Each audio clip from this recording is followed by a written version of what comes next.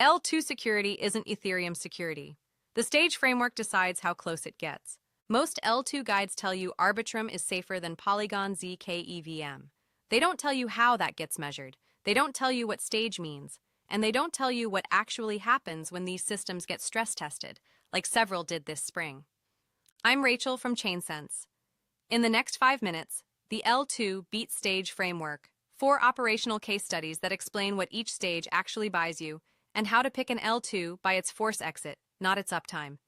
L2BEAT classifies every rollup into 3 stages. Stage 0, training wheels fully on. Sequencer is centralized. Code upgrades can happen fast. Force exit isn't credible because the operator can intervene before you finish. Most L2s start here. Stage 1, training wheels limited. A security council can still intervene, but with delays. Force exit works in normal conditions. The proposer set is opening up. Arbitrum, Optimism, Base, and Starknet are Stage 1 in 2026. Stage 2, training wheels off. No privileged operators. Force exit fully credible. No committee can step in. No L2 is Stage 2 today. Here's what most users miss. Every L2 starts at Stage 0.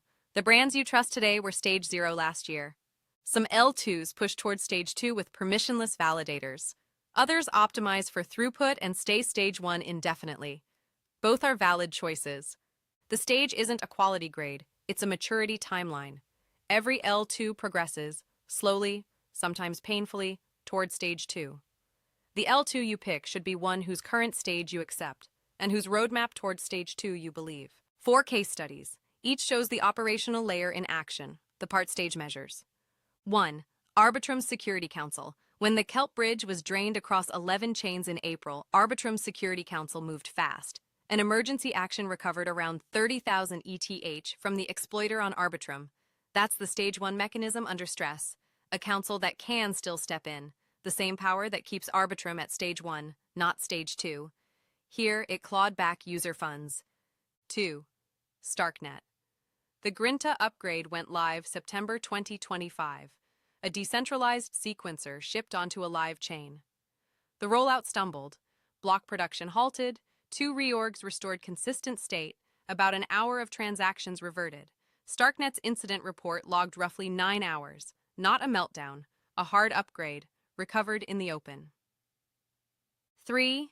Kelp DAO, April 18th. $292 million across 11 chains. Root cause, a one-of-one DVN configuration, exposed via RPC poisoning. The architecture lesson from last episode. 4. Polygon, zkEVM, sunset July 1st, 2026. Not hacked. End of life. The parent redirecting resources. None broke Ethereum-level settlement. All operational layer reality. Governance, upgrades, configuration, business. Exactly what stage measures. Force exit is the single most important mechanic in L2 security. It's how you get your funds out if the sequencer disappears, freezes, or censors you.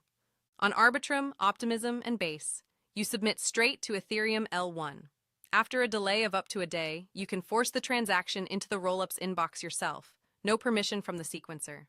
For these optimistic rollups, the withdrawal then clears Ethereum's 7-day challenge window.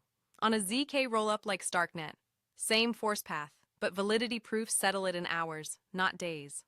The catch? Force exit only works if the data availability layer still has your transactions. That's why DA layer choice matters. Most L2s post data to Ethereum directly. Some use Celestia, EigenDA, or Avail. Each trade's cost for security guarantees. If your L2 posts to Ethereum, your exit is as strong as Ethereum itself. If it leans on an external DA layer, your exit depends on that layer staying online. The chain you trust is the chain whose force exit you've actually understood. Not just read about. Understood. L2 security isn't Ethereum security. It's a spectrum. Stage 0, Stage 1, eventually Stage 2. Every chain on the shortlist gets stress tested. Arbitrum's Security Council clawed back funds in April. Starknet stumbled through Grinta in September. Polygon zkEVM wins down in July. And the Kelp bridge showed what a single verifier configuration costs. These aren't failures. They're calibration points. Each shows what an L2 looks like under stress, and which mechanisms actually work when they're needed.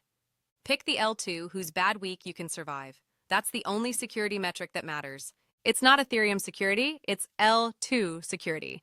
Subscribe to ChainSense. I'm Rachel. See you in the next one.